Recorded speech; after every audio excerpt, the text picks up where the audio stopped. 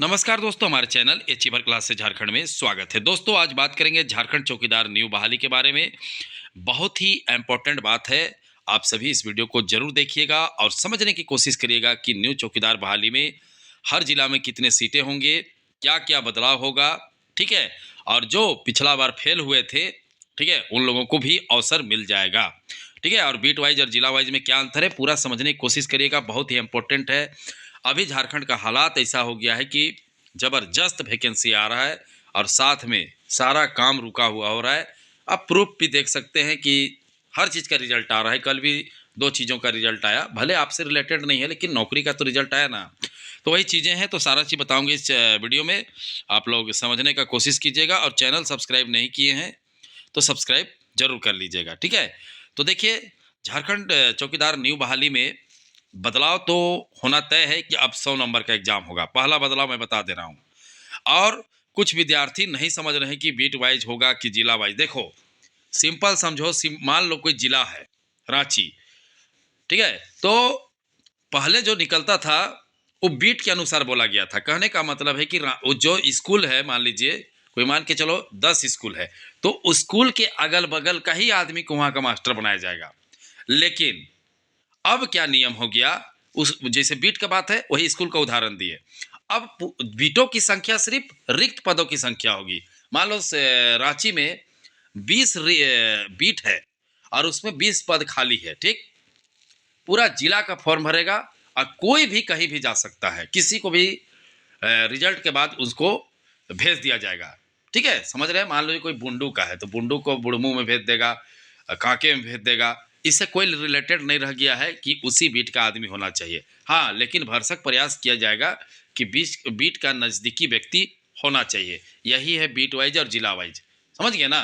कहने का मतलब जिला का कोई व्यक्ति किसी भी बीट में जा सकता है। सरल भाषा में ऐसे समझिए। ठीक है। अब देखो, बदलाव ये है कि इस बार से 100 नंबर का एग्जाम होगा। जो चौकीदार का एग्जाम 100 नंबर का होगा। और आप लोगों को मैं बता चुका हूँ, लेटर 75 बार दिखा चुका हूँ कि सभी जिलों में बीटों की संख्या जो खाली था वो फाइनली पहुंच चुका है। ठीक है। झारखंड सरकार के संयुक्त सचिव जो संपूर्ण जिला में भेजे थे बीट के लिए कि कौन कौन बीट में खाली है, बताइए बताइए। तो सभी बीटों की संख्या को भेज दिया गया है। ये ब्रेकिंग न्यूज है आप लोगों के लिए। ठीक है। और सारा फॉर्म अगला साल से निकलेगा। तो जो विद्यार्थी सोचते थे कि हम तो फेल हो गए, उनको फिर मौका मिलेगा फॉर्म भरने का। तो कहने का मतलब है कि पूरा बीट को भरने का सरकार कोशिश कर रही है। आप जो फेल हुए, इस बार कोशिश कीजिए। और क्योंकि इस बार सीटों की संख्या कम रहेगा, ठीक है, वैसे छूटे हुए सीट जो बीट का है वो कम है, ज़्यादा नहीं है। मान के चलो 1/3। ठीक है, जैसे 100 सीट आया था तो इस बार 33 सीट आएगा, ऐसे मान के चलो। समझ रहे बातों को। तो हर जिला में, बड़ा जिला होगा तो उसमें 40 50 60 सीट रहेगा, छोटा जिला रहेगा तो 20 30 रहेगा। ठीक है, 100 तक भी जा सकता है, जैसे रांची हुआ। रांची में मैं क्या बताऊँ आपको, इतना बीट का संख्या छोड़ा गया है ना, इतना बीट का कि क्या बोले। रांची हुआ, धनबाद हुआ, ठीक है, गुमला में भी छूटा है, लोहरदगा में भी छूटा, हर जिला में बीट छूटा हुआ है। और सभी बीटों का एक बार फिर निकलेगा। और जो फेल हुए हैं, इस बार नाटक मत करिएगा, इस बार पढ़ाई कीजिए, नहीं तो फिर फेल होइएगा।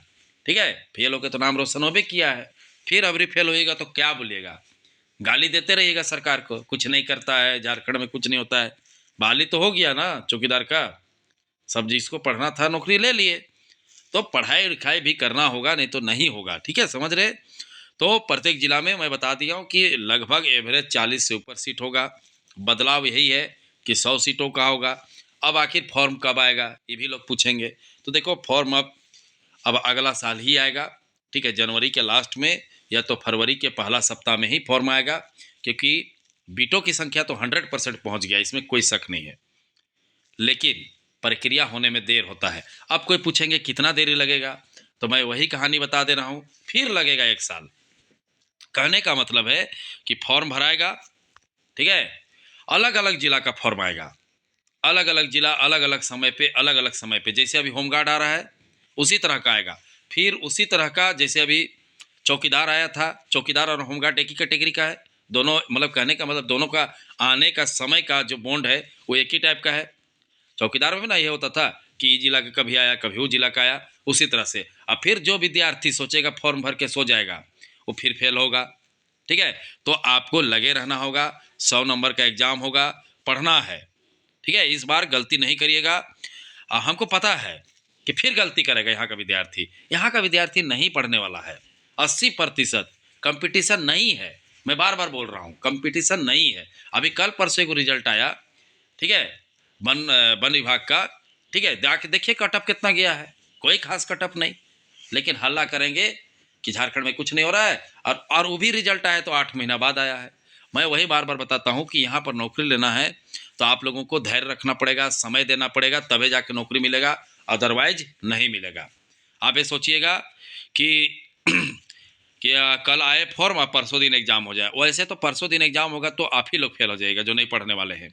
तो आप लोगों को मौका मिल रहा है, नेक्स्ट चौकीदार बहाली में जी जान से लगा मतलब मेहनत कीजिए, कोशिश कीजिए। 2026 में बहुत सा बहाली आने वाला है। सारे बहाली का मैं बताऊंगा कि कौन कौन बहाली आने वाला है। आप लोग 12 बजे एक वीडियो देख लीजिएगा। ठीक है, अब बताऊंगा कैसे प्लानिंग के साथ पढ़ना होगा, क्योंकि अगर नहीं पढ़िएगा और 2026, ठीक है, और 27 में नियुक्ति पत्र नहीं लिए तो उसके बाद 2038 तक नियुक्ति पत्र नहीं लीजिएगा, क्योंकि आने वाला 10 साल फॉर्म नहीं आएगा, इतना जान लीजिए। ठीक है, कम से कम 10 साल तो नहीं आएगा। और जो भी विद्यार्थी है, मजाक मत लीजिए, पढ़ाई कीजिए, अदरवाइज कुछ नहीं मिलने वाला है।